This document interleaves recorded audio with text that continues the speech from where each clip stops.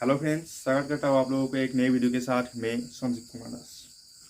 तो चलिए वीडियो को शुरू करता हूँ। आज इस वीडियो के माध्यम से आप लोगों ने आप लोगों में से बहुत लोगों ने मेरे पास अभी 25 जो है कमेंट्स आया हुआ है। 25 कमेंट्स, 25 कमेंट्स जो है वो सिर्फ यही पूछा गया है कि आरपीएफ की लैंग्वेज के बारे में, रेलवे प्रोटेक्शन फोर्स की रेलवे जो एग्ज़ाम है, एग्ज़ाम किस किस लैंग्वेज में कंडक्ट करते हैं रेलवे को। तो आरपीएफ की जो लैंग्वेज है, आरपीएफ की पहले तो दो लैंग्वेज में ही आप एग्ज़ाम दे सकते थे, एक तो था इंग्लिश और एक था हिंदी। लेकिन अभी 2018 के बाद अभी क्या कर दिया गया है कि आप रेलवे की कोई भी एग्ज़ाम किसी भी लैंग्वेज में आप दे सकते हैं।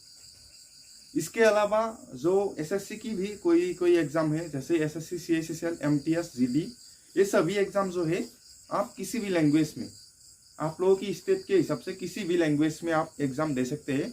अभी जो है 15 लैंग्वेज, मतलब टोटल 15 लैंग्वेज जो है, 15 लैंग्वेज अभी ऐड किया गया है। इन 15 लैंग्वेज में से कोई भी एक लैंग्वेज में से आप एक लैंग्वेज में एग्ज़ाम दे सकेंगे।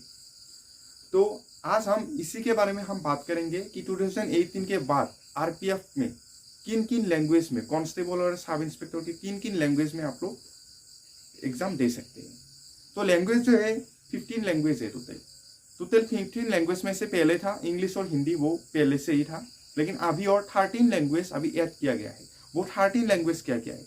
तो पहले तो 13 लैंग्वेज में आता है Assamese and Bengali, Assamese and Bengali. उसके अलावा और लैंग्वेज है जैसे कन्नड़ा, कोंकणी, मराठी, मलयालम, गुजराती, कन्नड़ा, गुजराती। इसके अलावा जो है मणिपुरी, उसके अलावा पंजाबी, उड़िया और उर्दू, तमिल, तेलुगु, ये सभी जो है 15 टोटल लैंग्वेज है। आप इन 15 लैंग्वेज में आप लोग एग्जाम दे सकेंगे। मैं फिर से आप लोगों को बता दूंगा, आप लोग नोट्स कर लेना। आप लोगों की स्टेट की लैंग्वेज क्या है, आप लोगों की लैंग्वेज क्या है।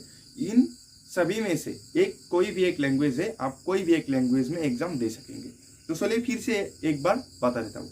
तो पहले आता है इंग्लिश, हिंदी, आसामीज, बंगाली, मराठी, कोंकणी, मलयालम, पंजाबी, उर्दू, उड़िया, तेलुगु, तमिल, मणिपुरी और कन्नड़ा और गुजराती। ये सभी जो है टोटल 15 लैंग्वेज है और इन 15 लैंग्वेज में आप एग्जाम दे सकते हैं।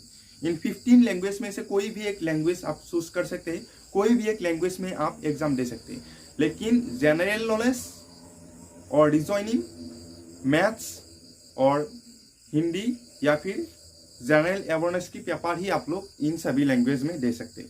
इंग्लिश की जो पेपर है वो आप लोगों को मालूम ही होगा, इंग्लिश की पेपर आप लोगों को इंग्लिश में ही देना होगा।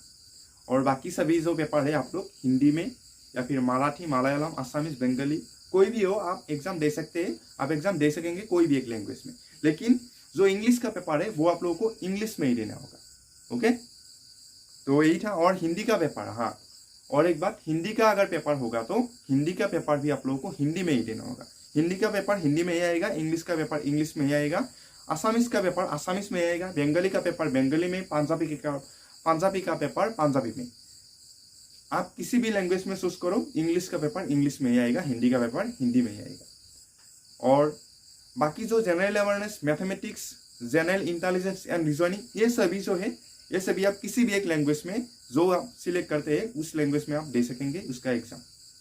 तो ठीक है, आज वीडियो में यही था। मिलते हैं अगले वीडियो के साथ। मैं संजीव कुमार दास।